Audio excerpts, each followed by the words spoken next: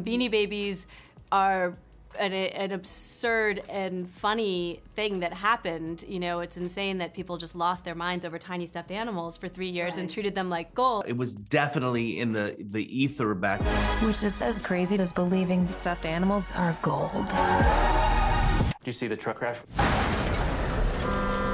Insane. Poor beanies. First of all, I would like to say you're always the perfect person to encourage people and say, may the odds be ever in your favor. May the odds be ever in your favor. And this aligns perfect for this role too. Yeah, I felt so too, yeah. And even the directors and writers said that you are perfect because you share a lot of similarity to the characters, right? I felt very connected to Robbie on like a really deep level, you know.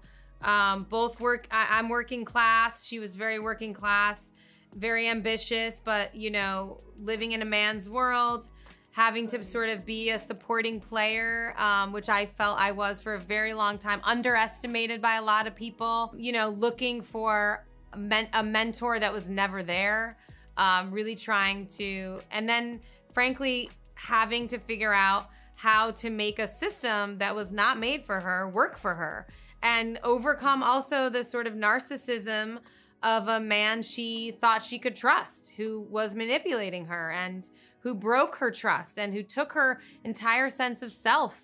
How did she build her life back from that? So many people wouldn't be able to.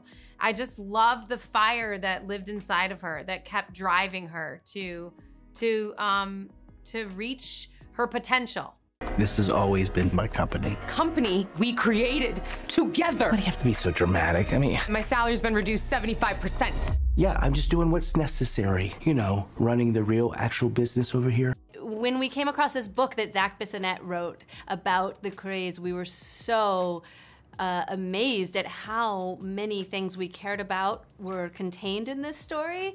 Beanie Babies are an absurd and funny thing that happened. You know, it's insane that people just lost their minds over tiny stuffed animals for 3 years and treated them like gold, but it really serves as this colorful backdrop to a kind of deeper story that we cared a lot about the women behind the phenomenon, the female relationship to the American dream, what and who we value culturally, and how we sort of got to where we are now. Have you considered poisoning him? Countless times. Women always, often the underdog for a man's successful story. So did you relate to any situation like this, and how did you turn the odds be in your favor? Oh, I think my entire journey in Hollywood mirrors this story. You know, I was a supporting player. I don't play, I mean, I'm not the lead character in this movie either. So I think, you know, how I overcame that was I started directing and producing and creating my own work and taking control of my destiny. I think, you know, if I left my destiny in the hands of others, I would just be waiting for the phone to ring, and that's just not who I am, and it's not who Robbie is. And that's for sure a connection point between me and this character. You have the power to create your own future. You can be anything. You can do anything. You know, Zach, you are one of my favorite comedians, but in this film, it's totally a brainwash to me. I never see a Zach like you, like Taiwaners. Yeah, I mean, it was a different type of character, I guess, in a way. I mean, still quirky and a bit odd, but in a different way. I mean, he had to be a business leader. Everything good that's happened to me is because of you guys. We are bonded forever.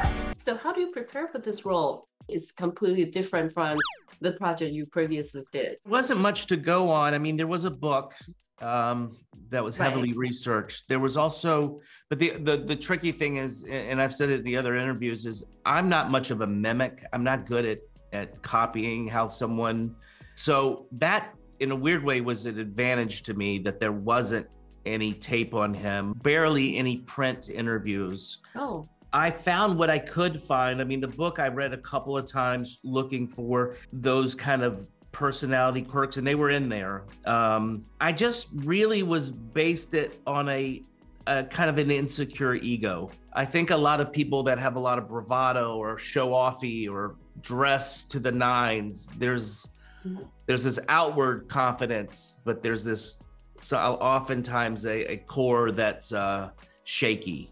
I kind of went off that a little bit. You want to sell high-end stuffed Himalayan cats. Understuffed, actually, for greater posability. We're professionals. We're giving the people what they need. Did you collect any Beanie Babies when you were a kid? There was nobody in my family did any of that. I knew of people that were collectors, and it was definitely in the ether back. We avoided the Beanie Baby craze. Why did you avoid it?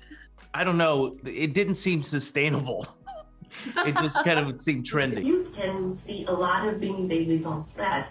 Did you bring home any? And what was it like to be buried by the Beanie Babies? They are really cool. I think we had like 10,000 of them or something on set. You know, I brought home a couple for my kids, and then we all got a special commemorative bear we shot in Atlanta. It's a little Atlanta bear, and it was like the commemorative, like just for us, Beanie Baby, yeah. Genius is 1% inspiration, 99% presentation. And did you have the opportunity to talk to the family of Warner? Maybe talk to Ty? I mean, I tried to go to his hotel to watch him. I was just gonna go hang out in the lobby and see if I could see him. But I didn't get it. I never got a chance to do that. The pandemic struck, and I never got a chance to do it. Strangely, though, I used to work at the Four Seasons in New York, where Ty Warner. I used to be a busboy there. I don't think I ever saw him then. The odd thing is I used to work for him, which is kind of weird. And it didn't even really dawn on me till the other day. Oh yeah, because I had a very illustrious busboy career in New York. And I would go to the finer places to busboy, and for a week, I worked there. Wow! And 20 years later, you portray himself. Then I end up playing the guy. Yeah, it's very strange. Yeah.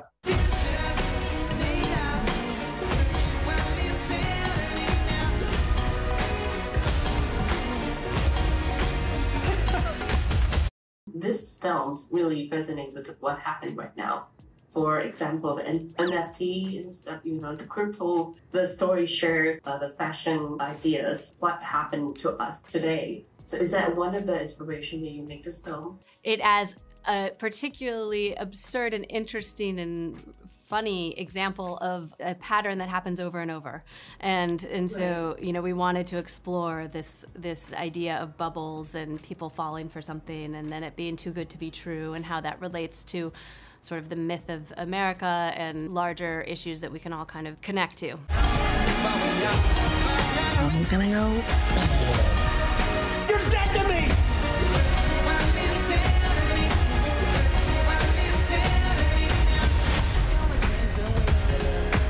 It is a wild, fun ride about a historical moment in time that you will not want to miss. Great. Thank you so much, Elizabeth. Good to see you sending your cards from Taiwan. Thank you. 喜欢这个优质的创作者，就赶快去 follow 他哦！你有发现其他更具爆红潜力的影片吗？赶快投稿给达人秀吧！点击下方观看更多有趣内容。